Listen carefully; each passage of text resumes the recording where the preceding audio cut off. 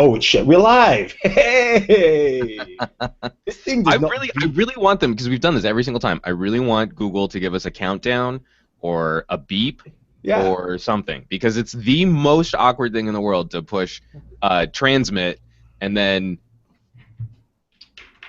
exactly. it just turns on at some point. It's so frustrating. Yeah. Well, hi guys. This is Thunder E, and of course we have our usual cast of characters for our weekly hangout. Well, not all of them, but at least the good ones. Starting off on my left, immediate left, on your probably my immediate right, whichever way you're looking at, is Mr. Juan Bagnell from Some Gadget Guy. Hey everybody, West Coast represent. I got my coffee. Let's do this, folks. Sweet. And next up is Black Iron Man Sam from Booredatwork. How's it going, man? Okay, he's doing the pageant wave. Hi, guys. All right, cool. So some news this week. This might be a short show, but we'll try and bang out as much as we can. So, guys, chime in, as always. But first off, the big news was LG announced the G3. In what was the most underwhelming press conference ever. Actually, just to put it in context, what Juan just did was more exciting than the release. Because I'm stoked for this phone, but again, it's like I'm sitting there watching this going, I don't care. I don't want to take a nap. So we went to the press event, myself and Sam, in New York. I think Annalie was there, Jason. Pretty much everyone from Tech Faction except you. Juan. I'm across the country, man. Please.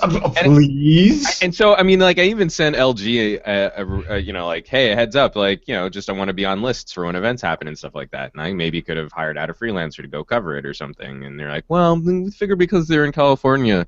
You're like, because I'm in California, I won't care about the release of the G3. Is that what you're telling me? They had a press event in California. Yeah. But that was different. I wanted the main one, not the. That was in London. Oh, nice. Oh, I thought that was the No. Okay. Check this out. We were sitting at the event with 3 LG TVs, about 65-inch, one curved. That was what New York was? Yep. Yeah. And we were watching the live stream from London. It's kind of like how Samsung did this, which is it's cool, sometimes because it's a. Then I'm mad I didn't go to the one out here in California because I thought they were. Then they had live streaming issues. So while watching, it was watching, and then it just froze. So luckily, AT&T was providing broadband coverage for my phone, which connected to my Surface Pro 3. So I decided to play it on my Pro 3 and increase the volume with the front firing speakers. Placement right here. You're really doing all of the products. Exactly. And I watched we watched like what, 10 minutes, I think? Yeah. Off that before they finally got connectivity back again. It was a little shit show. So you're gonna send LG an invoice for saving their press event there? Is that what you're gonna do? I used the G2 to tether, so there was some. Well, I think for that benefit, what like a $1,500 PO needs to be sent their way, something like. Pretty much. I definitely agree. But enough. Like let's calm down with the railing on the event. What do you guys think of the device? I'll start with you, Sam, and then I know you haven't actually touched anything, Juan. So let's kick it off. Well, I guess. The device itself is beautiful, right? If you're talking about a flagship, like I was telling you earlier, this is the flagship of the year when it comes to Android phones, because all the other phones that were released, they're really just not a half a step from what they had last year. So basically, this phone is coming out with a better screen. It's coming out with something that has a totally different user experience on there. It has, I guess the battery isn't really larger, but they say they've optimized the battery to give you more battery life. It's coming out with a new camera technology using lasers to basically do that, what's it called? The distance, to calculate the distance on there. Yeah, the focus. And it has optical image stabilization. So, this is the phone to beat.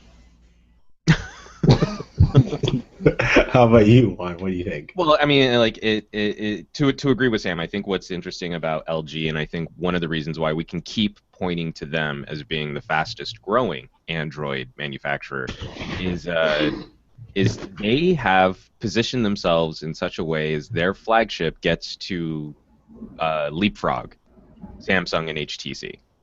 So by them releasing their normal size, because they released their phablet earlier in the year with like no buzz, no word. All of a sudden, the G Pro 2 was sort of out, kind of. You could maybe buy it. Who knows? Mm-hmm. By positioning their phone later in the year, where Apple is starting to, kind of build up a little buzz for their announcements, they get to jump over whatever Samsung and HTC are doing. And so while the G2 was surprisingly ahead of the curve. There are phones coming out now which kind of just match the specs of the G2. So really, what I'm really curious to play with, what I was really happy to see with LG is them trying to take their devices more upscale.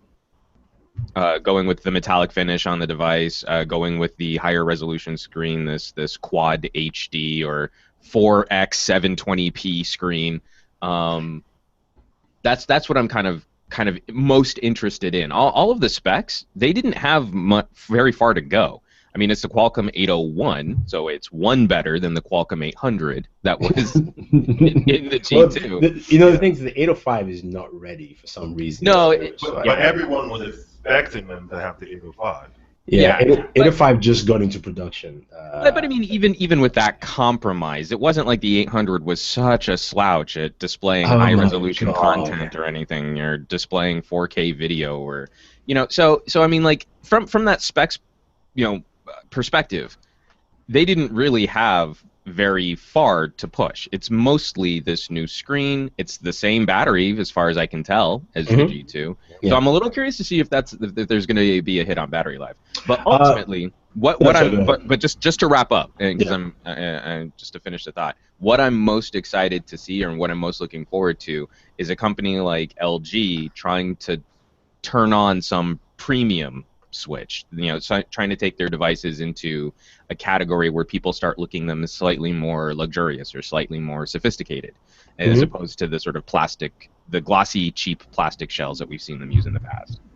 True. No, I definitely agree. For me, the device it was close to being perfect. Two areas where, in terms of like flagship devices, just because the only two areas that to me I have beef with, not really beef, but I'm kind of bummed out, is that it says it has wireless charging, but you still need a wireless charging back cover, and they didn't really confirm if it is or it isn't. It looks like it might be built in for the international, maybe not for the US. So it's one of those things where they were like, yeah, it is, and there's a wireless charging cover for that.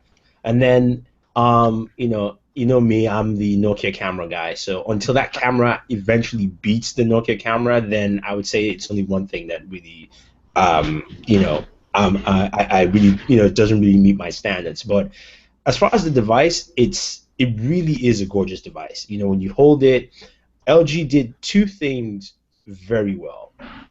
As much as, because one of the things I saw in the comments in the videos we put up, where people were like, and I found this very weird, so I'm actually going to address this here.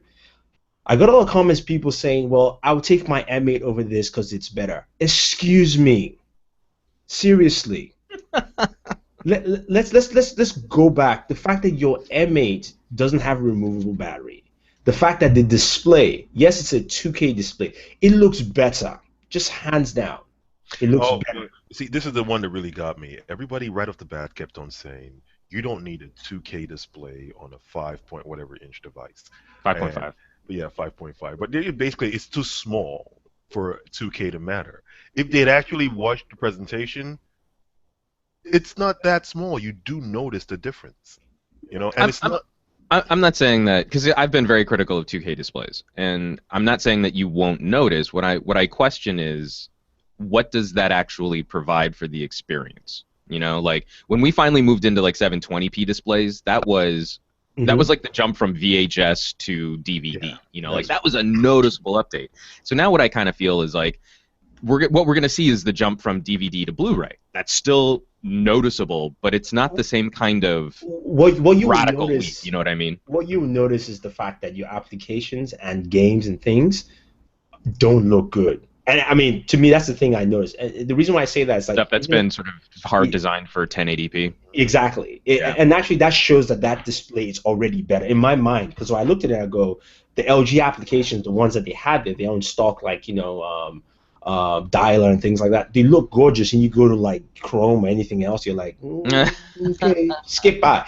It's one of the things that I noticed with like the Surface 3 does it well, where everything just scales up. Windows scales everything up automatically for you. But apps don't. If they were if the elements were designed for 1080. Exactly. But when you look at something like the Galaxy Note Pro 12.2, which has a 2860 by 1600, it's higher than 1440 anyway, display. And I played Real Racing 3. It looked jaggy. It looked like something from PS1. And I'm like, and that's when you realize that the content you're looking at is not as good as what they represent. But what I take issue to that comment is this: is that if LG gives me a 2K display, and the battery life, say I lose about 3 hours of the battery life, I'm okay with that. I'm fine with that in that realm. But they're still giving it to me at 650 unlocked. I'm fine. I mean, to me, they put an innovation and not increasing the price is what I like about. Well, I mean, like, I think we've all understood this market now, where if from year to year we would expect tech to increase, with the idea that they're designing it. Because I mean, if they wanted to, they could probably give us all of these magical unicorn things, like put like an IMAX cinema camera on the back of it and stuff like that. If you'd be willing to pay $150,000 for your phone, but obviously you're not. So, but I think they're finding some really fun and innovative ways to push the boundaries on their own devices, and they're willing to experiment with some risky things like the Flex. That I haven't seen the same kind of drive from our market leaders, Apple and Samsung. No, I definitely agree. They're just more fun to talk about. Well, I would go a little further. I would go a little further and say I think Samsung has gotten comfortable because you saw that same kind of push a couple years ago with when they released the S3. And also when they released the S4, it was like just simply the presentation, the way they changed how Samsung presents their flagship device in the Radio City Music Hall. That was, to me, like, that was exciting. Like, Samsung is actually trying to do something exciting. And then with the 5, it was okay. What are the big features on this thing? It's just really I think they just got really comfortable, and I think HTC also has. I don't get it. I don't know why HTC will be comfortable doing whatever, but they just decided not to really take a leap. I don't see comfort from HTC, but I see pride.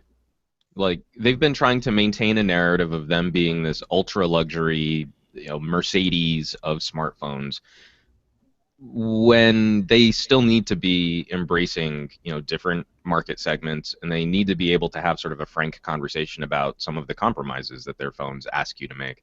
Yep. So that's. But I totally agree with you about Samsung, where now that they're the number one, I don't see quite the same. I just don't see the risks anymore. And since they're the number one, why would they take risks on things? But that's also kind of what happened to Apple. Like when it starts to feel like your devices are. And we should frame this for the fanboys and fangirls of Samsung. We're not talking about every other thing that Samsung does. We're talking about the flagship phones.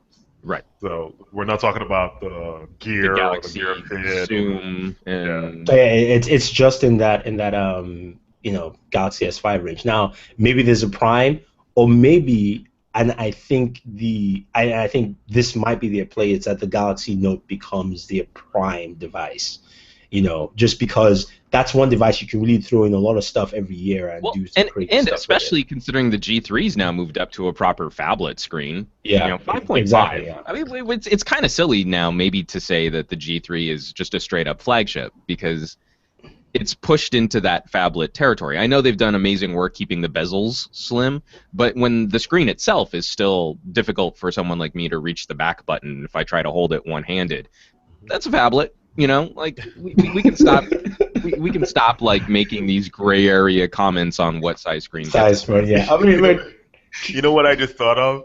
I just saw your megapixels video not too long ago. I'm thinking you should do it's a phablet video. Hey, Rich, it's a phablet. we have a couple of comments. Wayne Glasgow says the laser focus feature on the G3 is only useful in low light where the object is relatively close, as I see. That's not the only feature. It also has a very fast. It allows you to take photos at a very fast speed. Yeah. So The faster focus than is pretty fast, faster than the blink of an eye. Yes. yeah. So that's what you get with that. Hey, how's it going, Warren? All right, thumbs up. Let's do this. Boom. And Leroy then, Jenkins.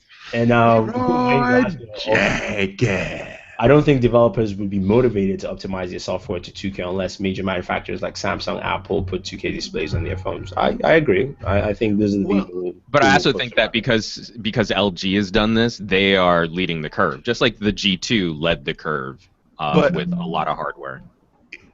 Aren't we finding out more and more that even though the screens might not be 2K with 2K display, it does output at least 2K or better.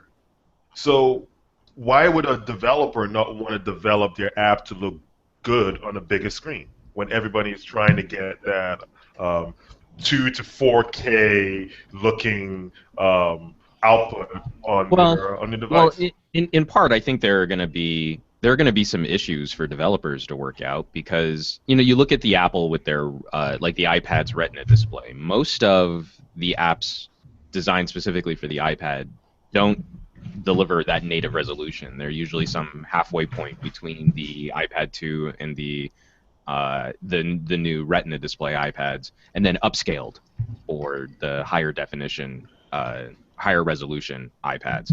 And so I think developers want to be careful because anything that they do which might focus on the experience for 2K displays in terms of textures and graphics and stuff like that might actually jack up people that maybe still have 720p phones or something. Maybe the apps are way larger than they need to be. So then you start doing the thing like when I was playing Sentinel a lot. Sentinel has like sort of a base level app, and then you go into settings and you can download higher resolution textures and graphics and stuff, and that's kind of a pain, So someone with a 2K display might not know to go into settings for your app to make sure that they're getting the highest quality visuals. Okay, Warren, your thoughts on the G3 before we round up?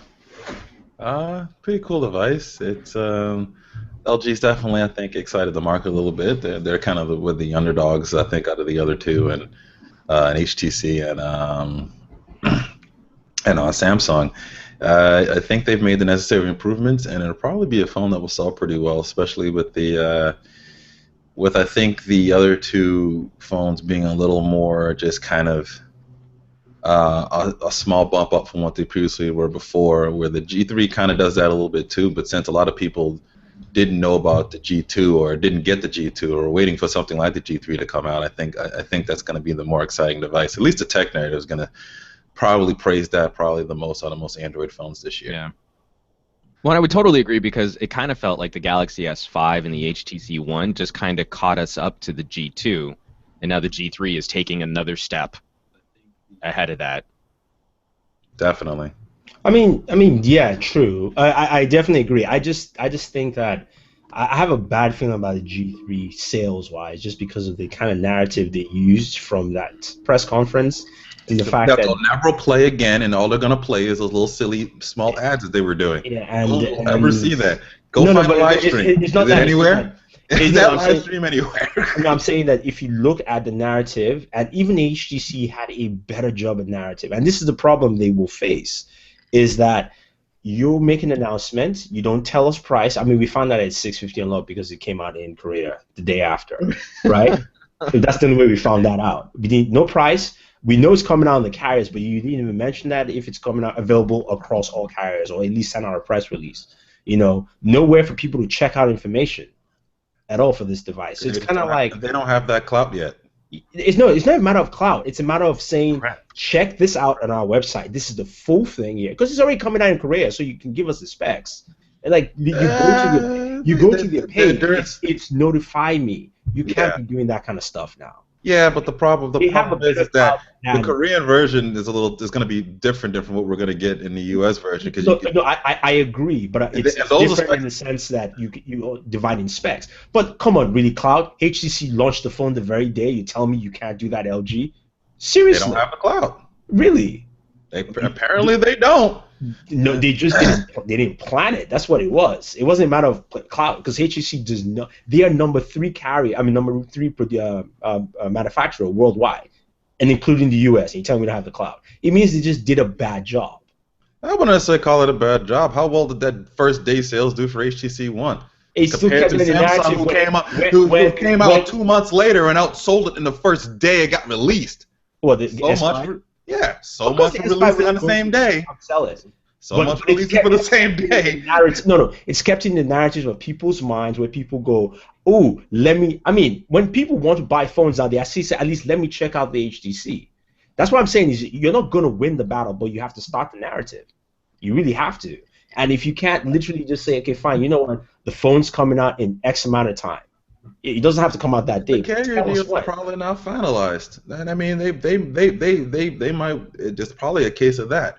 It's probably a case of the carrier deals are not finalized yet. And actually, that's where I'll agree with Warren that I don't think LG has cloud. I think LG to carriers is known as let's make that really cheap $100 phone that we can put out on Boost Mobile or something like that. Exactly. I think that perception from the carrier side is still changing, and the G2 was a step in the right direction, and the G3 I think will be another step. Think about this. Think about this. This is the same argument that could be made with Nokia. What you're saying is what HTC had, and HTC somehow automatically out of the blue, when we were sitting down here saying there's no way they're going to launch this in time, blah blah blah, and next what do? They just like, oh, Verizon, you can get it today. I'm just saying that they didn't do the work. I agree with you, but they just didn't do. They don't have the clout. I really want to say that I think the situation is like Nokia more complicated than whether or not they did or didn't do. Nokia really had no cloud. That's completely different. Because I kind of look at coming out with more kick. I'm sorry, Ron. Go ahead. I was just going to say I really think what happened with HTC, especially when we saw how the M7 filtered out into the marketplace. Because I mean, we remember when the M7 launched. Yeah. There were a ton of manufacturing issues. They couldn't get preferred manufacturing deals. They were getting burned by Samsung and Apple, occupying like camera lines and microphone lines and stuff like that. So with that being a part of the company history on the M7, I think the M7 would have been a more successful phone if they could have gotten it out into the ecosystem the way that they wanted to. Yeah. So with that being the problem, with the M8, I think you saw a company that did a much better job of getting their ducks in the row, because they knew exactly what problems they were going to have before that phone led up to getting carrier approval, getting FCC approval, getting manufacturing deals in place, and getting shipping deals in place. LG hasn't had that same kind of issue, and the way that carriers position the LG is sort of a cheaper alternative to a Galaxy or an HTC, and so I don't think you see that same kind of storefront. No, I mean, true, it's understandable, but I'm saying they didn't make the push. I'm not seeing that. It's what I'm saying is without us push without the strength to do so. You can't make that. They don't have the muscle to do it right. And that's the same thing that happened with the HTC One X. So I think LG is learning the lessons that HTC learned before. With the HTC One X, HTC was trying to unify their product lines. And of course, they didn't have the clout to convince Sprint to just carry the One X, and we ended up with another Evo instead. Yeah. On Sprint. And so that's what I'm seeing from LG is they've finally gotten to a point where I think with the G2, all phones are just LG G something, as opposed to the LG Optimus G Pro on AT&T being that exclusive, and the G Flex being called the Curvy Do on Verizon or something like that. They still have a little bit of that going on in their mid-range. They still have a little bit of it too. Then that's what I think the G3 is going to represent, the first full LG product cycle from flagship to flagship, where all carriers just carry the G3. I think this will set them up well. Which means I think when the G4 comes out, that they can probably make that slam to say, hey, we can now push out and say this is the G4. It's going to come out on this day for everyone. Look how long that took for Samsung. It wasn't until the S4 that they got an official launch date for one time, one place everywhere. you guys are still proving my point. It took Samsung that long, but HTC somehow. I'm still. They have a. I still If you get can, well, I don't no, get you got to think about this for a second. HTC didn't launch with everyone. No. But they got to think for a bit for a second. HTC did not launch with everyone. They actually had one guy that day, but they still made it feel like, hey, go out and get the device. Oh, I'm not saying that the That's feel what I of want to event hear isn't. from LG. No, I'm not strike disagreeing one deal. with you. Do something. I don't know, perception versus reality. That's what. But I'm perception is what carries reality for consumers, which is why you have so many HTC fanboys there saying, "Oh, we are back, we are live," when we know the device still has some half shittiness to it. But then also, what you're comparing though is an HTC that's now in their third generation of working those deals, and so if we're looking at LG, I think LG is 2 years behind that. Yeah, probably. Remember, the G2 was the first full flagship phone they got on Verizon. Yeah. No, I mean, this Verizon just sent out S5s. I mean, come on, please. Let's not even talk about Verizon. Let's prove that this guy's I finally got one that exists. They do exist. Wow, they do exist. Yeah, they do exist. They do So guys, stuff I think I'm just really happy that we're all in agreement that that it's really exciting to see phones that can now game at 4 times the resolution of the Xbox One. So not necessarily. No. That's what I think is most exciting. I'm happy we all agree that our smartphones are all way better than game consoles. That is actually a false statement. With our quad HD screens, and they can game at quad HD, where the Xbox One is still putting out games at 720p. I'm really glad that we've all just come together. We're all holding hands in a digital kumbaya circle to celebrate the accomplishments of LG over Microsoft. The digital kumbaya circle. I'm not standing in that circle. Well, Mike Copeland is talking about the 3 of you, not me included. Okay. I should have a talking stick. I agree, Matt Copeland. We should have like a little graphic. And now you can. They're coming for me. All right, let's move on to the next one. SoftBank has reached an agreement with Deutsche Telekom to purchase T-Mobile USA. So now, beyond we still have the FCC and all that stuff to go through with that. Your thoughts on the deal, and if it's going, if you think it's going to eventually go through. Considering we heard from the head of SoftBank this week on CNBC, where he talked about how shitty U.S. telecom is. I mean, I'll make mine quick. I don't disagree with him. I think we need a lot of infrastructure improvement here in the United States. I don't think that comes from consolidation.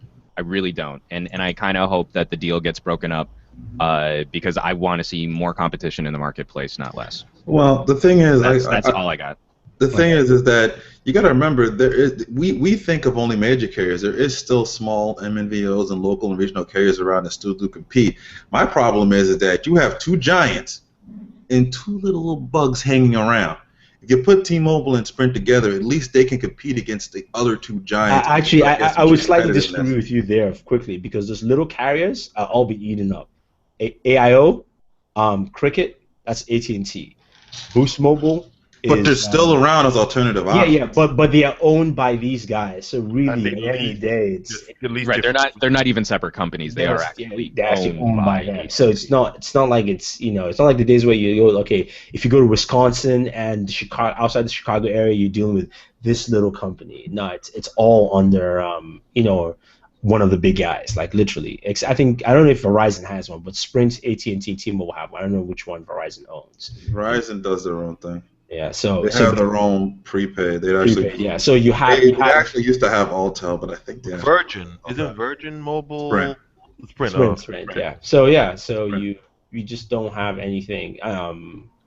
Virgin is on its own. It just uses Sprint network because it's still owned by Mr. Virgin dude. But yeah, thoughts. I'm sure Richard Branson wants to be known as the Virgin. He's the Virgin billionaire. Hey, he's the one that made the name. Exactly right. So he's the Virgin dude. You want to name everything Virgin. Yeah, no, but I think the merger, or should I say the buyout of T-Mobile by SoftBank, it might be a good thing. You look at it from the point that Warren is saying, which is basically combining two of the smaller carriers to compete with basically 2 giants. But I totally agree with what Juan's saying, that you need to break down these companies and actually encourage encourage competition. But my problem with But the the whole dollars thing, aren't there for it. The other two don't have the dollars to do it. That's what that boils down to, man. They don't have the dollars to do it. Yeah, I mean, yes and no. I mean, T-Mobile has done a very good job with minimal dollars. and T-Mobile, What They minimal were- dollars? they They were got all the flush with dollars all from the- AT&T. That's the last thing I want to hear. Yeah, You say they only T-Mobile got and four. minimal No, they got dollars. no. Let's be frank. They got 4 billion. SoftBank just threw 30 billion to Sprint. Yeah. Literally just threw them. I thought it was 30 20. billion. Oh, sorry, 20. Whatever. It's still more than 4 billion, right? And just look at what T-Mobile has done with the $4-5 billion it got from AT&T. And It's just management there in that sector. And that's why I think SoftBank is interested in T-Mobile. Realistically, I think SoftBank went for a company who was number 3, without realizing that the number 3 company they bought was Kind of a hot actually a mess. number 4 company in disguise. Now, T-Mobile is number 3, and SoftBank is like, we came to the dance with the wrong girl. So, and they're trying to make up for it. But on what SoftBank's CEO did say, I'm 100% in agreement with the fact that the way we have our carrier system and also our internet in the United States is just somewhat abysmal, and it needs to change. And with the laws right now that the FCC, or the rules the FCC are trying to push, it's going to get worse, and it's going to keep getting worse, with people trying to actually pass laws to restrict the FCC from labeling these ISPs as utilities, therefore removing any options you have to basically, bring them into some kind of regulatory, structure. But at the end of the day, the U.S. is far behind. He said something about how the people who invented the internet are so far behind, and I think that's what we all need. That's the biggest thing to take away from his whole interview is we were the leaders. At one point, we truly were the leaders, and then we dropped the ball. And we're not even playing catch up. We're trying to keep ourselves at a point where these ISPs can continue abusing the consumers. As we keep paying them more, they keep giving us less, and that is something that needs to change. But I don't think buying T-Mobile and Sprint is going to solve that problem. So we're all in agreement then. Well, I mean, it's a really complicated issue, and I kind of feel we haven't seen great combos from Sprint in the past, seeing as how they're just now tearing up the iDen network from Nextel. Yeah. I kind of feel there are better ways to approach the idea of competition in the United States than merging companies like this. Well, they said they were buying. There's no word yet on full merger, right? I'm just saying.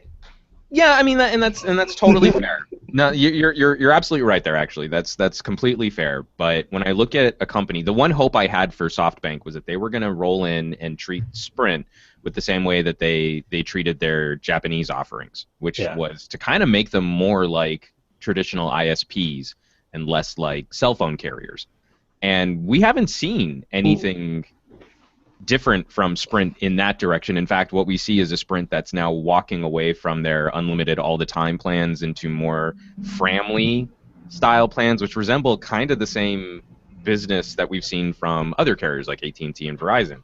So I don't understand what the big benefit there was, or what we got out of that deal. One of the things I'm worried that we'll see something similar happen with T-Mobile. One of the things he did say, though, in that interview is that he said he still actually reiterated that point that they want to go there, that they are. It seems like he's having a hard time with U.S. laws to do some of that stuff. I mean, when it comes to like the structure and everything, I totally understand, especially with the issues that Sprint has had in staying on top of their network upgrades. Because starting with what was it, Sprint? They had some like Sprint Vision or something like that, where they were getting rid of some of their not HD Vision. They were doing something a couple years back before, where they finally like went through and started improving even their 3G. It was right before they switched over from WiMAX to LTE, and I can't remember, Network Vision or something like that. They've been having issues just sort of keeping on top of those improvements, and I totally understand some of the problems they've been having there. But when it came to the actual customer relations and it came to the plans that are now being offered consumers, he's complaining about, well, it's really hard to do and change things here in the United States, but Sprint has been changing things. They've been changing things to be more like the other carriers. So that's what I find to be kind of frustrating. The narrative, I completely agree with. The narrative is, stuff sucks in the United States. The actual action that we've seen from Sprint is to more resemble the things that we all say suck. So I don't understand what the cool benefit is going to be here if they start doing the same thing to T-Mobile. T-Mobile stands as the last little renegade. They're doing all these crazy things, and they're fun to cover. They're fun to talk about. They have another Uncarry event coming up, and they have a fun CEO. Right, and so if we have T-Mobile under SoftBank, whether or not they've merged with Sprint and become one giant carrier, do we see the same influence that we see, or how much influence has SoftBank really exerted over Sprint for some of these? I don't think much. Changes? I really don't think much. I hope that's the case, so that T-Mobile exists again as more of its own solo entity under the SoftBank umbrella. But that makes me nervous because we don't know what the actual influence is, and there's the potential for more changes than I think I would like to see in taming T-Mobile. We have a question here, and who would like to answer this? This is from MD2791. He says, is it true that Sprint was developing a network that is faster than 4G LTE? I'm sure they all are. I mean, LTE is one technology. The 4G part is that's just a nice marketing thing. But the idea of LTE is supposed to be upgrading throughout time. Like this, it stands for long-term evolution. It's supposed to be something that's supposed to upgrade from 4G, 5G, 6G using all the same similar technology. So they might be just looking at the next version of LTE as something that they're developing, but it's going to be all under the same LTE umbrella. Oh yeah, exactly. So basically, it's kind of like how Verizon is now telling us they have XLTE, right? Stupidest name ever. Whatever the case may be. It's cool because it has an X in it. Yes, exactly, XLTE. But what it is really is it's got to be different, Verizon. Kind of going back to SoftBank CEO when he basically stated, look, in Japan our average speeds for customers are at like 60, and then they have a network which is testing live at 300. So, and it's still basically off the same technology base. It's not one of those things where it's a new thing. It's just new names like Spark and. Yeah. The whole idea of LTE was to get to that type of point where they're just developing. Everybody's going to be on the same network, and they're all trying to develop the same. They don't want to have to make a giant infrastructure change again. Exactly, yeah. So you get that. All right, cool. Next up, the deal's been finalized. Apple owns Beats now, and Dr. Dre is on the board. Yeah, a gangster, Compton. Well, did they say he was on the board, or they sure he's gonna be? But did they kind of didn't say what their role? They didn't say if Jimmy was on there either. But both of them are on the board. You don't give people $1 billion each to not be on the board. Yeah, and stuff at all. Yeah, so basically you have a gangster. Seriously, man, I need to. No. He hasn't been a gangster in over 20 years, man. Yeah, I know. I mean, true, but I'm just saying you look at his roots, no matter how it is. Like where okay, so this is what happened, right? So Apple has really been having a really tough time getting that money from Samsung. Now it's going to seek Dr. Dre on them. I'm just saying. He's the enforcer? He's the enforcer. Oh, God. No. Samsung has promised him an app to release his Detox album.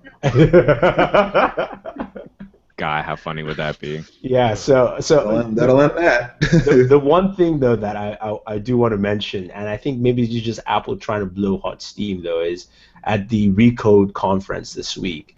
When they had everyone there, Tim Cook was talking about it, and then I can't remember the guy from Apple, one of the designers, because Jimmy basically said, "Hey, Apple headphones have sucked," which is one of the reasons why they're buying us. And he came out to state that Apple is going to have a revolutionary device this year. So my own question here is, for one, is he just blowing off hot steam just because Apple just finally spent money that they've never done that before? Two, Is it the fact that they need to say something because they've just bought this headphone company for $3 billion, or is there really a plan because they've picked out people from Nike? You've looked at all this television stuff we've heard in the past, and also they're now picking up Beats. Do you think there's something really there? So, thoughts? Apple Watch or some in-home device. All right. But then again, isn't every iPhone a revolution? No. The last iPhone was the most forward-thinkingest phone ever made. Yeah, so Tim Cook went out there and said this is the most forward-thinking, because that's a metric that you can't actually define. Yeah, because it's always thinking forward, right? It has 7 milliliters of forward-thinkingness included in every phone. Don't you measure forward-thinkingness by gallons? No. You don't. I mean, you got to use forward-thinkingness sparingly. You don't want to water that down too much. It's a very powerful. How about you, Warren? I guess it's a good deal for. I guess it's a good deal for Apple users that want better headphones. I'm gonna say stop playing Mario Kart there or something, man. It looked like you have your Wii U screen like this. I'm actually trying to get ahead of. I just got my Verizon GS5. I'm doing a 2-week sort of long-term review with it, and God, I have too many apps. So it's just like that's it. Migrating everything over, and it's just like I got to get on it before I don't do it. I do think the deal is a interesting one.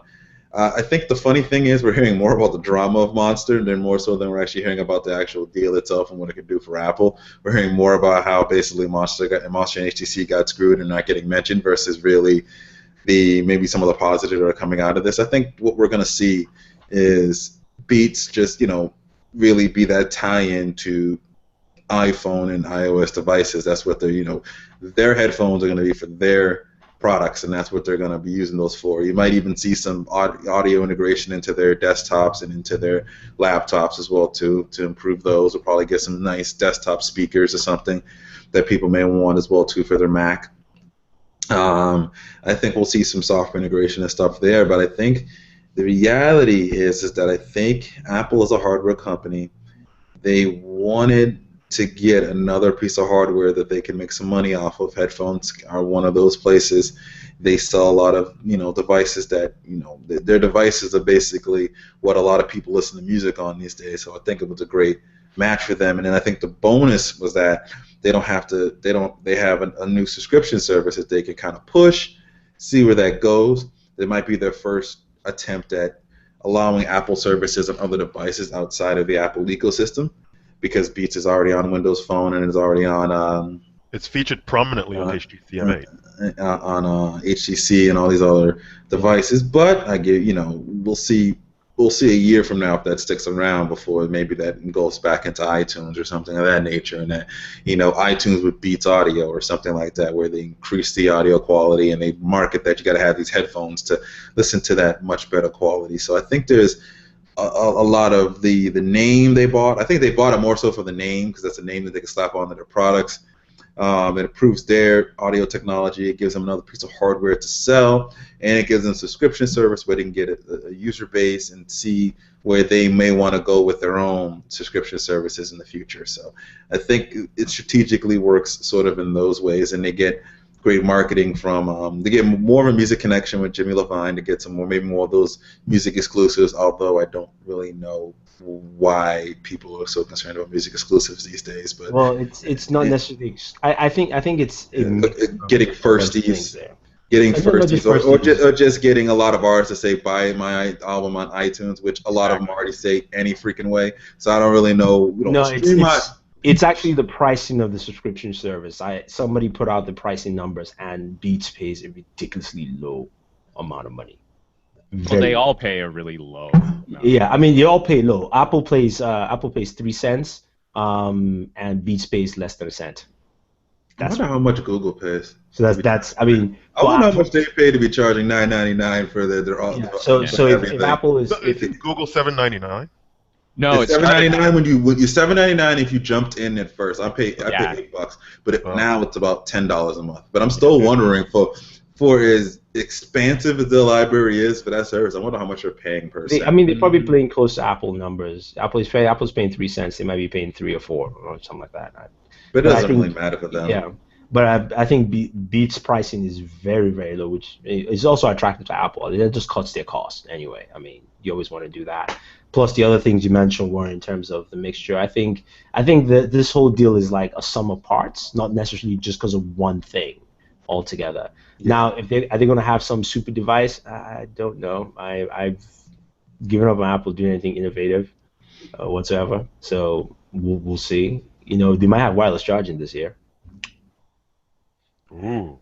Who knows? Revolutionary. Yes. You're the wireless charging champion, man. No. I love Apple is going to release a feature on your phone that basically does not require you to plug the phone in, but yet your phone will gain, charges. I don't know if it's some kind of wireless magic, but it would be revolutionary. So wireless charging. Or forward thinking. Forward thinking charging. Yes. So anyway, continue to live with some Apple stuff. WWDC is coming up. Monday, right? I think. Apple's developer conference.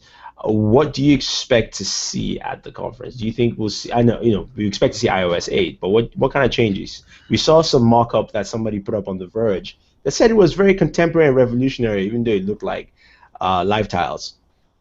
So they were just widgets. They were just another option. They were widgets with live tile functionality. Well, but I mean, like, let's be honest. Like, live tiles are widgets. They're just a very flat design, and they're very, square and rectangular and stuff. And I think if Apple is going to mimic another company, sort of pay homage to what's been successful, it'll likely be something similar to the way that Microsoft is going. I mean, iOS 7 already got sort of hammered for being the love child of Android and Windows. But a lot of those design elements fall more into Microsoft, because Microsoft is at least trying to keep an overall aesthetic for their devices. Android devices, it's wide open because of the manufacturer and carrier customizations that get put on our phones, and then all of the various sort of third-party widgets and launchers that you can also install on your phones. There isn't like the Android ecosystem is far less cohesive. So if Apple designers are being influenced by anybody, it's probably going to be Windows phones. So we'll see very simple aesthetic, very simple little delivery pieces of software that can give you just a tiny little piece of information so that you can get on with your day. I think it'll resemble something like live tiles. Okay. Anyone else?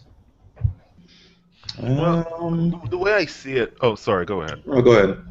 Now, just looking at the mock-ups they have, you can't tell if they're trying to make it look like live tiles per se, or just kind of like a notifications when you hold over something, then you get a larger view of it. But it looks. It looks different. And I would say very welcomed, because iOS has really looked stagnant. Even with iOS 7, it looks pretty stagnant. So any change to them is pretty good. Cool. I think the summary is we all expect a lot of the same. I mean, let's just put it out there. Like, we're all expecting for them just to do the same old thing. I think the one thing we hear about is some home automation product, and that'll be about it. Actually, yeah, that I think maybe I would like to see Apple sort of make a push there, because that's another industry that I think could use just a little more, not guidance, that's kind of insulting, but just a little bit more structure, something to kind of help. It is the next battleground. Well, because I mean, like, you talk to consumers about that, and I think a lot of them look at that stuff and go, "Oh yeah, that would be kind of cool." But then you look at, like, well, what is it going to take to set it up? Do I have to go with something that's going to work with my security system? Do I just get these little plugs that connect with my Wi-Fi? How do I connect them to my Wi-Fi? I think having just one company come out there, a company like Apple, and start saying, well, these are approved, and this is what we like to do with that, and these are the apps you can use, is going to help that education process move along. True. Okay. All right, cool. So we'll see what happens, and hopefully the press conference is not boring, and I have to read Yeah, manga it will to keep be. myself It will be. entertained with that. We can Um, barely contain ourselves with how exciting it's going to be. That's Actually, you know what? The LG press conference, I actually started reading some manga while I was at it. God, what is it with you and bailing on press conferences? I mean, seriously, Left me. you got to keep me entertained. You know, it's like Gladiator, man. Come on. Are you not entertained? I'm not.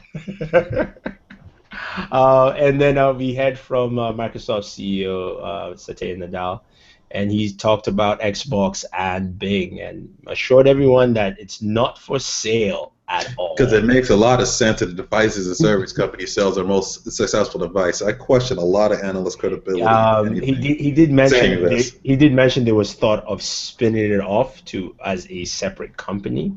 They act like one. But he said no, they're not, just because, especially with Bing, it's like, well, Bing, even though Bing is a lower, what do you call it again? It's behind Google in search, is that Bing now does a lot of other things for them, especially with Cortana and things like that. Where, It is 30% of the of web search. oh wow, it's 30. Wow, that's great. I didn't realize it was that high. That works well. That works well when you're a default browser. I thought it was 10. Actually, it's true though, because it's actually going to jump higher, because when Microsoft basically just passed that deal where any device 9 inches and below is free from manufacturers, right? For Windows. The caveat there is that Bing search is built in. You can change it as a user, but they have to put Bing search as the main search for any device, whether it's tablet, smartphone, or what have you. So you might get to 40 just because of that. And the fact that Yahoo really isn't pushing their search engine that much, they're losing market share. I don't know anyone can figure out what Yahoo's overall strategy is for. Yahoo should just turn themselves into an entertainment hub. Well, that's what I think they're doing, but I don't know. I mean, again, they don't make big announcements. They buy out, Tumblr and services like that. Yeah. I guess, Yahoo Answers always pops up whenever I search for something, so that's kind of keen. So Google makes something that competes with that. But I mean, I bring that up mostly ironically in that how often do you really get great answers out of you? I will say the one thing. Those are some hilarious answers, though. Hilarious answers. Yeah. The one thing I would say with Yahoo though is that Yahoo has done a great job at aggregating my news without me actually doing any work. My Yahoo homepage, I have not gone there to customize it, but it's either they've gone through my email and whatever stuff is that I get all the tech news, I get all my local news, I get Nigerian news just because I'm Nigerian. Like people, seriously, really, people, did you have to go there? Yeah, snooping. It did. I'm serious. Here's something that's funny. You're so happy about that right now. Let Google do that with Google Now, and you be saying because I'm completely different. I agree. You're completely different. Google's bigger and it's more they're bigger and invasive, even though Yahoo's being far more invasive. But the funny thing is this: Google is good at snooping. Yahoo, not that much. So they might miss a few things. Exactly. I mean, I see. I just don't like the bigger company having my information like that. That's just it. And I'm glad none of my emails have Nigerian stuff. We're all doomed to deal with it. Seriously, we signed up for free services without the understanding that there is a cost, and that cost is our information. Okay, nothing is free. I knew, not other people. I knew. But nothing is free. Oh my God, wow, Google's giving out all these free apps and stuff. Yes, and you're paying for it with your information. You're the product. The app is the product. You're the product. You are definitely the product. Definitely product there. All right, any more stuff that we missed out this week? This is just a little throwaway one, but I thought was kind of cool. Broadcom announced a new SoC where because this is inspired by Thundery, who is very focused on wireless charging. Yes. They're releasing a new SoC which can combine the various wireless charging standards. So it'll be a chip in your phone that will be able to use PMA or QI charging instead of having to have separate charging systems on our various devices, because it's been the big frustration. Like, especially I love my 1520, but the AT&T version doesn't have wireless charging built in, and I think that's a bummer. Yeah. So that could be coming down the pipe, hopefully as soon as next year, for future devices where you no longer have to worry about compatibility issues. Cool. Yeah, I remember seeing a glimpse of that. I didn't actually check out the article. Anything else that we missed? I have a feeling there's something, but I just really can't. we talked about everything, I think, and the S4 active, S5 active. Yeah. That's what I'm still for that too. Yeah. Yeah. You have one there, Juan? Oh no! I saw you read this. Like, no. I oh. have the S4 active around here somewhere, but I'm really looking forward to that. I think that's. I'm kind of bummed out it's not waterproof though. What do you mean? It's water resistant. Well, no. I mean that was sort of the same play with the Galaxy S4 active. It was submergible, but it wasn't like a rugby. And now the Galaxy S5 is sort of naturally. No, it's not that. It's just because the S5 is water resistant. This one looks like a rugby anyway, right? You know. Well, the idea of this is you can throw this and launch this next to a tank, and the tank. Yeah, I mean, like it just kind of had that rugby look. So I was like, you might as well just make it water resistant and waterproof. Waterproof. Yeah. I mean, I get that, but I think what I'm excited for is it's just a slightly more durable shell. So it's got those like bumper corners on it. Yeah. But that because the Galaxy S5 is already water resistant, that they don't have to go and reinvent the wheel. Because the Galaxy S4 active had an LCD instead of the AMOLED, had an 8 megapixel instead of the 13 megapixel camera, and now all of that stuff is going to stay the same on a slightly more rugged phone, which is still submergible, even if it's not, rugby deep submergible. Mm-hmm. Yeah. The Google automated car. Oh yeah. The self-driving car. The car with a happy face. And the car with. I like it. It's sort of like a play school version of the Fiat 500. It's totes adorbs. Yeah. Yeah, I guess. I don't know. I have mixed feelings about. I don't think seriously. It would take a lot for me to be comfortable. Yeah, that's my feeling. Not just like somebody else is driving me.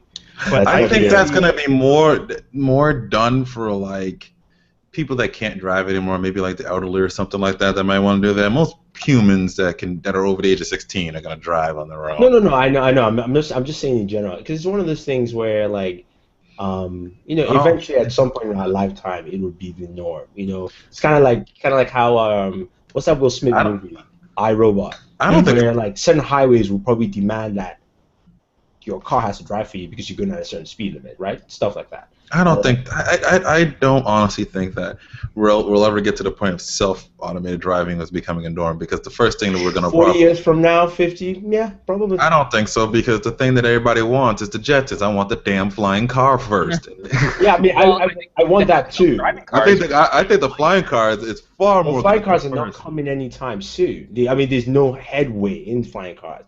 No, I'm actually with Warren, but I think the timetable on this is when you get people used to driverless cars, then you can start convincing them to get into flying cars. Because I don't want people piloting flying cars. I really don't. Actually, yeah, that is true. So I think I kind of split the difference between you two. I don't know there, because see those towers over there? I'm gonna go right in between them. No, exactly, because I'm trying not to go on gas. I can make it. And I'm trying not to end up missing somewhere where nobody can find debris or anything of that nature. Yeah, you probably want the self-automated flying car, at least the flying taxi or whatever. But actually, someone on the chat just brought up a good Samsung Samsung and Oculus Rift. That's interesting. Now they partnered. I thought they were making their own partnership. I think that Samsung is being helped by Oculus Rift to create a VR headset, which basically means Oculus is probably making it, and Samsung's just going to make the parts and design it. Oh, wow. Like Oculus will design it, Samsung will make it. Cool. Interesting. And for some reason I thought it was Samsung making their own, but okay, I didn't realize it was actually them on that. Yeah. Somebody put this up. MD2791 said, "What do you guys think about Skype Translator?" Remember they came up with the announcement of the live translator. Well, I mean, obviously you're going to have those issues of syntax. You know, if someone says something really colloquially or like using a lot of slang or vernacular or something like that, it's not going to work. I mean, like we just don't have the computer systems to make stuff like that work. But Yeah. Good it's Lord, kind of people talking in Spanish. That's going to be a very interesting one. When the Spaniards try to speak to the Dominicans, and the Dominicans try to speak to Right. Wow. They probably will have. They will probably have Spain, and then they'll probably have South American, aka Mexico, and the rest of them. They won't have those. I mean, off the bat, I don't think. Well, we got to have English in the English UK. That's going to be awesome. It's the same thing. No, it's not. It's American. It's American. American. You're not talking American. What? Bloody hell. I said, damn. I said, fuck yeah. What do you? No, I said America. He's like, he said, fuck yeah. Right on. Okay. I don't like the you guys Beatles, see the damn it. update for the Galaxy Gear? What's that? Galaxy Gear is getting an update to Tizen. switch from Android to Tizen. Update the Galaxy Gear that nobody owns. Well, that's going to be Actually, that's not true. They own 80% of the market and have sold 2 million. Highest. First Gear or the Gear 2? First Gear. The Galaxy Gear. First Gear sold the most. Well, yeah, because they paired it with the phone. That came bundled with the Note 3. Market at 80%. I just saw the stats 2 weeks ago. So what? I was surprised. I was like, wow. So what's the benefits? I think you get a more accurate pedometer on there. The software is going to be more accurate. You're going to be getting a few more extra features and saving battery life, and also sleep monitoring will be on there. So I guess there is a benefit if you already have a Galaxy Gear to upgrade to or should I say to switch the OS over to Tizen. And I think is that upgrade available now? Yeah. It's not over the air. You can only do it with the Keys software. Oh, Keys Airs. Oh yeah, because it's a longer update. Like you have to flush everything out and yeah. So that's not. It's not. You're changing operating systems really. Right. Yeah. So That gives me a reason Well, to. I guess I hope that means that Samsung is looking at sort of the long-term support issues for some of these peripheral computing devices. Yeah. Which I mean, really, they do have I a should be applauding them team for with that. no so. phone, right? Right. Yeah. So they might as well be making gear software altogether. Yeah. But I also think that So is that available in the U.S. and all that stuff now? Like we can download that now? Yeah. I'll have to try that. Oh, are you looking at Matt Copeland's comment? Yeah. All right, so Matt Copeland first said Watch Dogs is an amazing game despite the issues. I wanted to ask him because I'm thinking of getting it on PC since I asked Ubisoft to send me Watch Dogs on Xbox or PC, and this is what they sent. You trusted Ubisoft. No. Have you really opened that yet? No, I mean I They gave it away. I want actually you- gave it away to a fan. I was like, They want you to hack it, and it becomes an Xbox One game. Yeah, see, that's the. So, that's which leads us to Matt Copeland's second message. He says, so apparently Glenn Beck thinks Watch Dogs is teaching people how to hack. Why do we listen to Glenn Beck? We're not listening. Matt just brought it up. I just had to state it. Oh, sweet Jesus. love it. Face palm.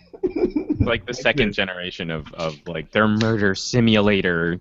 Exactly. What's making me laugh, right, is the things that people learn from video games or whatever. There was a study done. It was done on this guy who put lemon all over his face when he was going to go rob a bank, and he believed that because lemon was used for invisible ink, he could rub lemon all over his face, and the cameras wouldn't see him. This is a true story. So it just reminds me that it's not just the average Joe out there that can do really stupid stuff. It's people on the radio who actually have following can do really stupid stuff too. Oh God, that is crazy. We're all gonna become hackers. I wish it was that easy, seriously. That would be pretty sweet, actually. Yeah, I'm just gonna put lemon on my face. should do that for. I mean, like it's vitamin C, citrus. It should Yes, it might be. I Like, mean, look, super acidic though. We're in a world full of Leroy Jenkins and Jalen the Super Saiyan, so I'm not surprised. If you haven't seen the video of Jalen the Super Saiyan, Google it. Google the original. Juan, have you seen Jalen? Yeah, I have. Well, I guess on that note, we might be done with topics, are we? Or do we Yeah, have? I mean, if we've made it to Jalen the Super Saiyan, I think we're done. I think we are. Just one more one from Lou Rod. He says, "What's going to happen to Dr. Dre's? Dr. Dre is going to drop. Sorry, what's going to happen is Dr. Dre going to drop Detox album only in Apple for 2 weeks." He's gonna drop the album. That's it. I mean, at this point, I At this point, I don't think anyone cares. To be honest, Yeah, exactly. It will sell at least 1 million just because people will want it because they never know when they're gonna see another one again. They won't even open the case. It'll be a collector's item. It'll be sold on eBay 10 years from now. But think Detox about album, never listened to. if he releases the album, he would be the richest person ever to release a rap album. Oh. Yes. But he's still just Jenny from the block. Oh my God! Yeah. So yeah, that's pretty much it. Yeah. Anything else? Anything you want to mention? You know, or you're doing, or anything like that, guys? I'm trying to think what else. What else went on this week? There was some more news that went on this week than Yeah, just. I think there was, but it just for some reason is like fizzled. I just really can't think of anything else myself. My trusted news site, BW1.com. Shameless. I think we already know the site, guys. Shameless. You can mention. I saw Maleficent this week. Was it good? It was surprisingly good. It was very short, an hour 37 minutes. No, I'm fine with that. Any producer who wants to tell me one attention contains span. not like give me a 5-hour epic. We can have a chat. It was good enough for 2 hours. I felt it should have been 2. Oh, They okay. rushed. Oh, the Files app for Windows Phone. Oh yeah, that came out. Yeah, that did. So I don't know much about it. I just know that it came out. Go download it, guys. It's simple. It's easy. Works very well. I hope they integrated with OneDrive eventually, and that would just be. I don't know why OneDrive isn't that itself. I know. I guess maybe because like so people like me, I have like 1,000 files on OneDrive, so it might cause an issue just because it's like 2 different things altogether. Who knows? Mario Kart 8. Yes, Mario Kart 8 came out. This is something. Obama bought the Clippers. Oh, this is something important for a lot of IT people out there. TrueCrypt is dead. They stopped developing for it, so that's very important for especially a lot of the IT folks out there. You're gonna have to find something else different if you're not using something professional like Sophos or McAfee's encryption. There's a ton of encryption services out there. You might want to start looking at using BitLocker. That's available on 7 Ultimate, Enterprise, and Windows 8 Pro. So definitely check those out.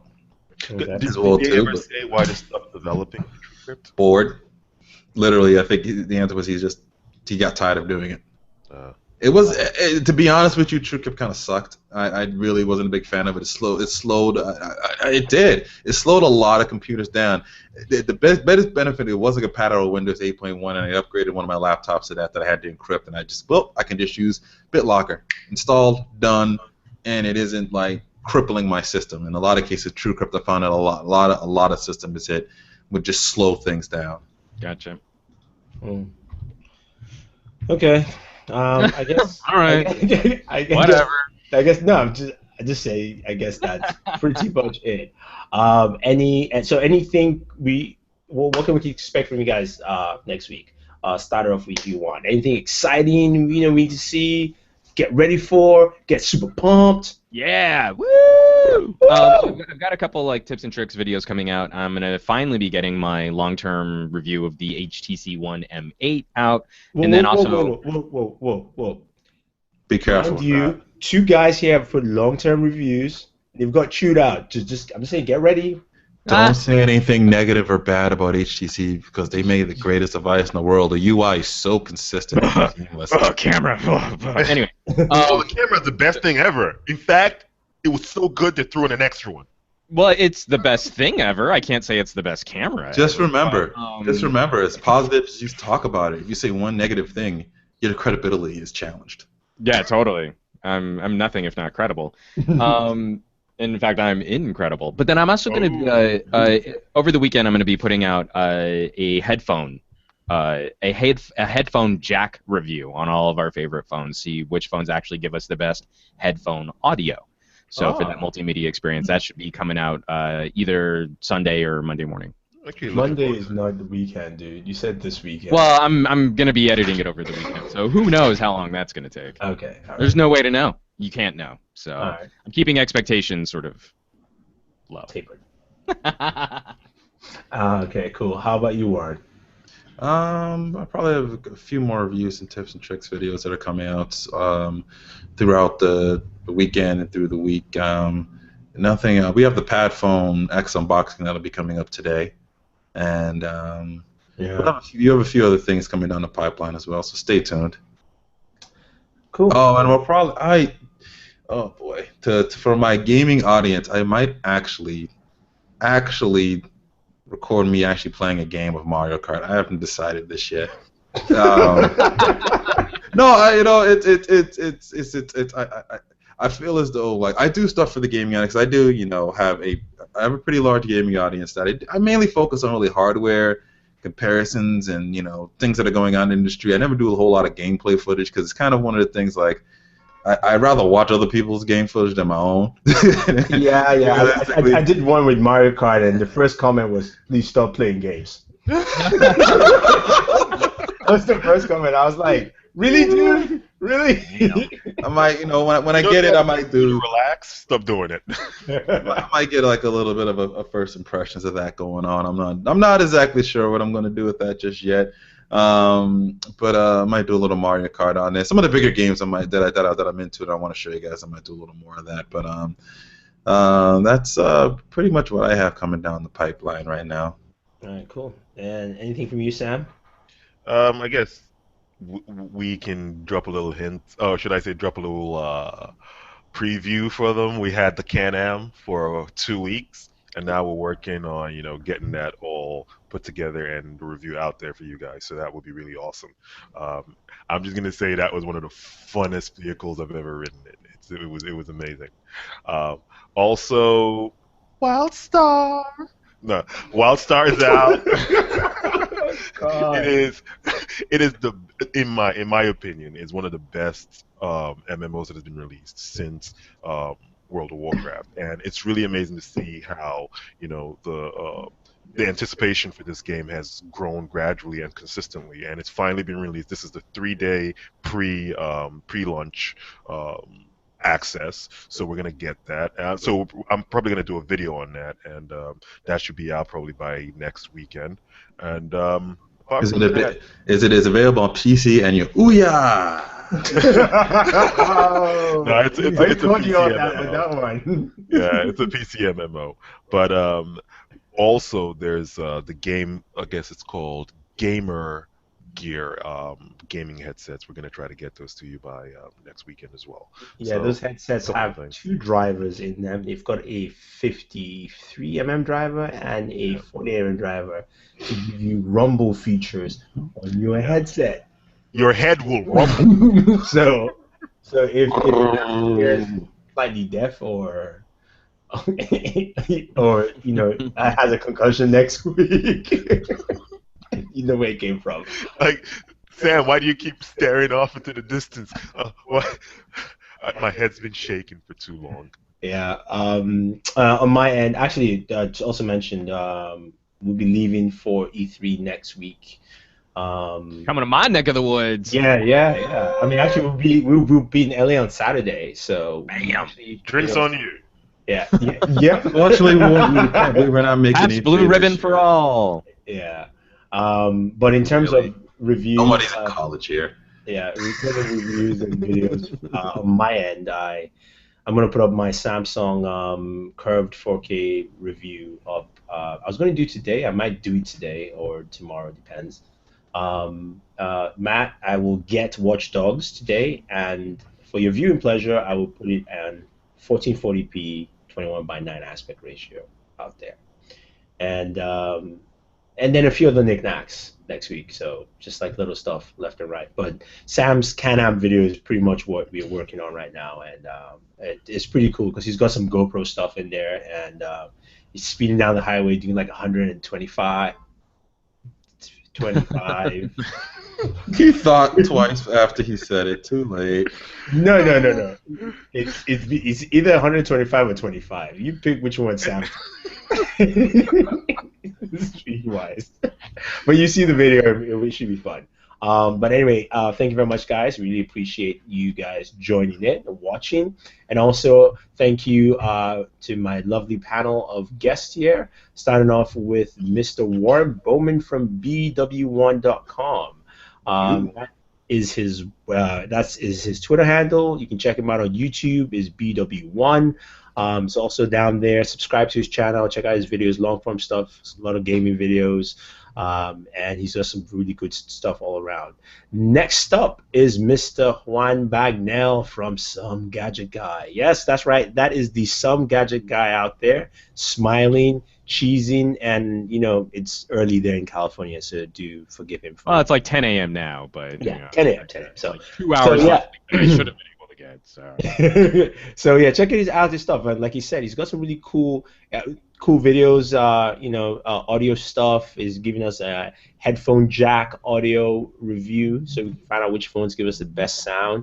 To use with your headphones, things like that. So some really detailed stuff all around, and he's got that smooth voice. So and he has reviewed a potato. Yeah, exactly. Yeah. And also he's the king of microphones. Some gadget guy. I have headphones. He has microphones. Yeah, he put up on his Instagram 10. I was like 5 or 6. 5 or 6, okay. But all so like a good third of my mic locker. Yeah. I'm actually after we wrap this up, I'm actually going to be jetting out to Burbank to teach a microphone recording workshop. There you go. Voiceover and spoken word. So yeah, check him out if you're interested in mics and all that kind of audio stuff. Yeah, check him out. He's a micer. Yeah. I'm a micer. And finally, Black Iron Man on Iron _ Man. Sorry, man. Black Iron Man. Yeah, I was like, it's not Black Iron Man. We don't need to be sued by Marvel, Sam, that is his Twitter handle, Black Iron _ Man. You can check him out at Booredatwork.com and Booredatwork on YouTube. And yes, subscribe to our channel. It is Booredatwork. I am Thunder E. If you want to follow me on Twitter, it's Booredatwork. All our social media is Booredatwork. And guys, thank you very much. We appreciate you joining this lovely Saturday afternoon or morning, wherever you are in the world, or night if you're in Japan, or next day, or konnichiwa.